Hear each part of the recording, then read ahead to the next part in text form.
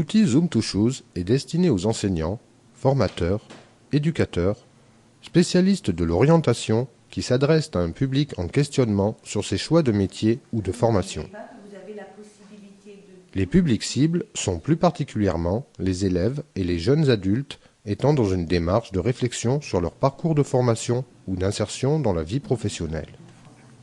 Son fonctionnement, basé sur le classement à l'aide d'un ordinateur, d'images dans différentes planches de photos, lui confère la possibilité d'être utilisé auprès de publics présentant des difficultés à l'écrit, dans la compréhension de la langue, ou plus généralement rebutés par l'utilisation de la lecture et de l'écriture. L'objectif principal de l'outil pédagogique Zoom2Choose est de faire ressortir et hiérarchiser des liens entre les intérêts du jeune, ses représentations professionnelles et les activités qui lui plaisent. Cela doit permettre à un professionnel de l'accompagner dans la construction de son parcours d'orientation en favorisant l'émergence d'un questionnement autour des différents profils apparus et de leurs points communs ou oppositions. Il concourt donc à mettre le jeune face à ses propres représentations davantage que face à un nom de métier. Il favorise l'échange avec un professionnel de l'orientation à partir de la découverte du profil personnel et professionnel dessiné par les choix du jeune et de faire émerger un questionnement autour des dissonances de ce profil lors de l'entretien d'accompagnement. En n'étant ni un test de personnalité, ni un outil prédictif d'orientation professionnelle, ni un outil pour le choix d'un métier, Zoom2Choose permet d'inscrire le parcours d'orientation dans le temps et dans un processus d'exploration et donc d'ouverture des possibles.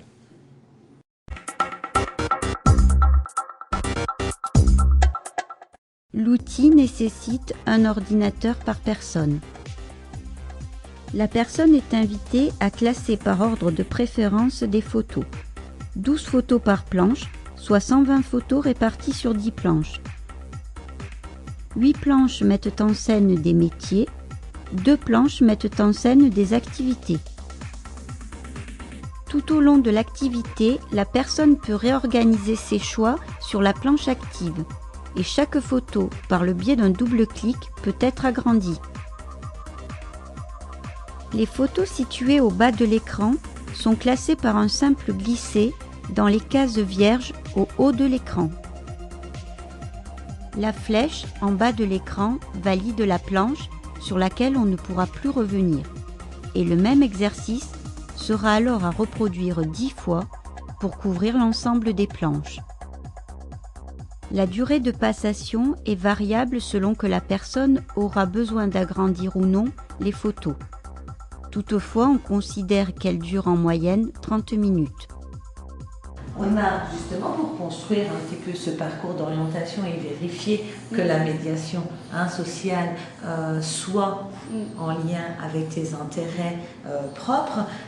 Tu as passé donc cet outil qu'on appelle Zoom2Choose et voilà au niveau des résultats ce qu'il apparaît. Donc là, on voit que c'est les photos qui ont été les plus significatives pour toi, les photos que tu as préférées. Et sur la deuxième page, on va voir apparaître les photos qui là ont été rejetées. Si on part sur la première activité par rapport à ces photos les mieux classées, et que tu devais refaire un choix parmi l'ensemble de ces photos, laquelle positionnerais-tu en premier? En premier, oui, c'est... Parmi toutes celles-là. Tu peux me la montrer là? C'est celle-ci. Oui. Ce qui est extérieur. Voilà, donc vas-y, décris-moi cette photo qui fait que c'est... Voilà, c'est jardinier, quoi. En gros, être en relation avec la nature, toucher la terre, les végétaux, entretenir les jardins et...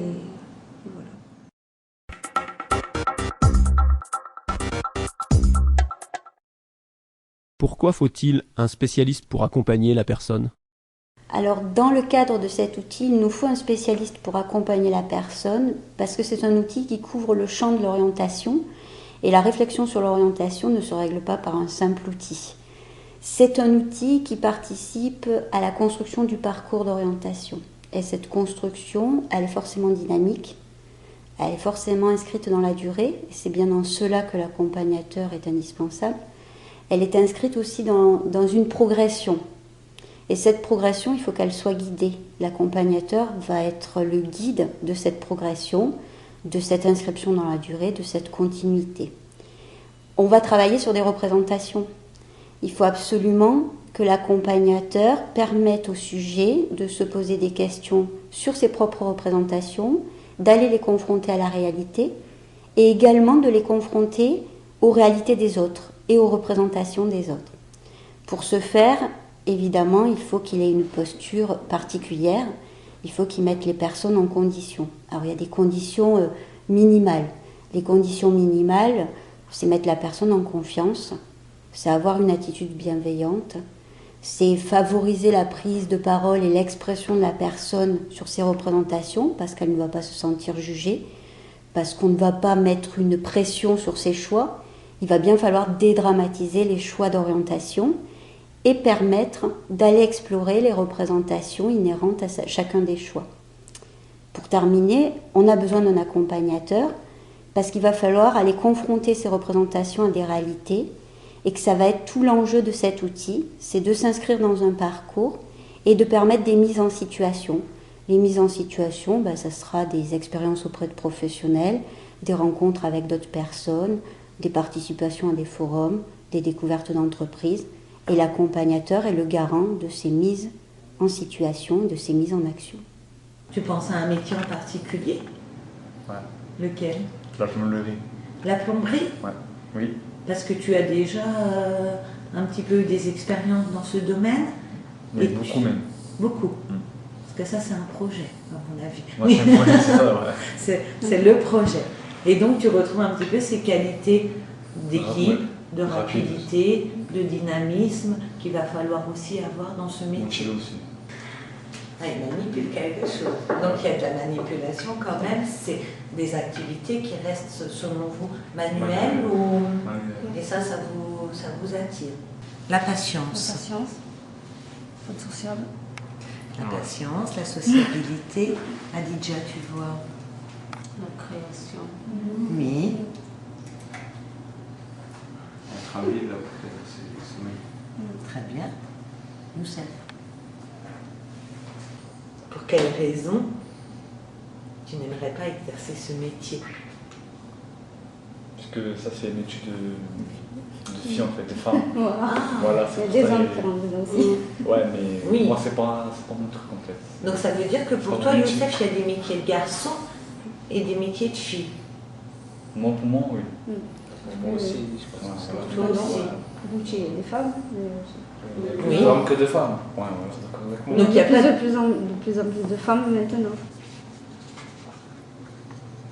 Alors, on va commencer par toi, Joris. Tu nous as expliqué un petit peu tout à l'heure la mécanique. Donc, au moins un argument positif. Alors, c'est pas de la mécanique. Ouais, mais à la base, c'est pas pareil par rapport à la voiture. Qu'est-ce qui t'attire dans la mécanique? Est-ce que la base, c'est la voiture ou c'est vraiment le moteur? Le moteur. Donc ça, ce métier-là, pour toi? Non, c'est bien, mais... Pour quelle raison? Alors justement, développe un petit peu tes arguments. On n'est pas obligé de faire positif et négatif, mais là, tu as sûrement des choses à dire parce que tu es allé... Parce que la mécanique, c'est pas pareil. La mécanique, on a les mains dans le moteur, on touche un peu à tout, on change des pièces. Quand ça va pas, on se casse un peu la tête, on change une autre pièce, après on répare, on fait ci. Tandis que là, c'est pas tout bête, mais tu passes un coup de pinceau, tu attends, tu changes de bâche, tu repasses un coup de pinceau. Donc ça veut dire que, est-ce que, si je vous remontre encore des photos et des photos et des photos, est-ce qu'à chaque fois, il y a des points communs entre tous les métiers? Oui. Oui. Ça veut dire que derrière, il y a forcément souvent un client. Hein? Ça veut dire qu'il faut dans chaque métier essayer de le faire. De satisfaire. Voilà, de satisfaire le client et de le faire du mieux possible. Donc, Youssef, d'abord. Hein? Donc, je vais les distribuer à chacun et puis on va regarder ensuite ce qu'il apparaît sur chaque résultat. et comment vous allez pouvoir ensuite le retravailler. Parce qu'un outil en lui-même, ça ne va pas vous aider à construire votre parcours dans la durée. Donc Adija, pardon, Isabelle, et enfin Joris. Donc ça ne va pas vous aider, un seul outil et des photos imprimées, à travailler dans la durée, dans la continuité, de façon progressive, votre parcours d'orientation. Pour ça, il va falloir effectivement que ces photos, que ces résultats puissent être accompagnés par un professionnel pour les retravailler. Quels sont les fondements de votre outil et quelle est la démarche pédagogique qui en découle? Alors, les fondements théoriques de l'outil, c'est le conflit socio-cognitif. L'objectif pour nous, c'est de faire évoluer des représentations. Pour faire évoluer des représentations, on sait que c'est plutôt les arguments des pairs qui sont efficaces. Tout simplement parce que les arguments des pairs sont généralement plus proches de ce qui est acceptable par la personne et plus facilement assimilables parce que moins déstabilisants. Donc on va utiliser le conflit socio-cognitif puisqu'il va être formateur, il va permettre à la personne d'écouter et de prendre en compte les arguments des autres autour d'un problème, là en particulier autour de l'orientation, et en même temps il va permettre à la personne d'analyser ses propres arguments et de réfléchir à ses propres représentations pour pouvoir les partager avec les autres. Ça permet de construire une représentation un tout petit peu différente et donc de la faire évoluer. Il va donc falloir prendre en compte le rythme de chacun, faire attention à respecter le fait que la représentation évolue pour chacun à son rythme et ne peut pas être trop déstabilisée au départ. Ce qu'il faut retenir, c'est que s'informer, c'est pas seulement se documenter, et qu'on est bien dans un parcours qui va être jalonné d'étapes, où il va falloir avoir des moments de retour sur soi, d'appropriation, et des moments d'exploration. L'accompagnateur est là pour permettre ce mouvement entre les moments d'appropriation et les moments d'exploration. L'essentiel qu'on va retenir pour notre outil et la démarche pédagogique, ça va être d'obtenir des compétences transférables à plus ou moins long terme, en tout cas dans le cadre de l'orientation tout au long de la vie. Quand on parle de compétences transférables, évidemment, ça va être rechercher de l'information, savoir trier l'information, savoir être critique par rapport aux sources d'information et savoir transférer ces compétences dans tous les autres choix qu'on sera amené à faire tout au long de sa vie.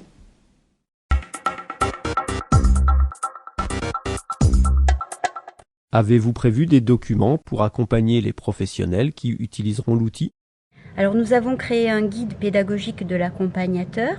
Le guide a vocation à vous donner matière à consulter les concepts et les objectifs de création de l'outil, les fondements de l'outil bien évidemment, les consignes de passation puisque vous avez compris qu'elles sont essentielles à l'animation ensuite du travail avec la personne, différentes modalités d'utilisation, particulièrement en individuel et en collectif.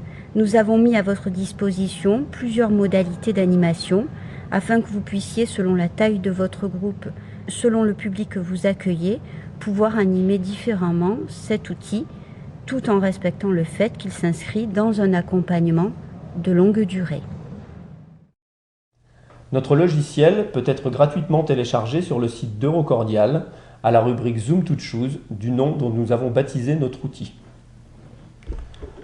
Outre le téléchargement de l'outil, vous trouverez une présentation de son concept ainsi que la possibilité de télécharger le guide de l'accompagnateur. Les coordonnées de l'équipe des créateurs de l'outil Zoom to Choose sont consultables à la rubrique Partenaires. Ils se tiennent à votre disposition si vous souhaitez organiser une formation ou plus simplement obtenir des renseignements complémentaires.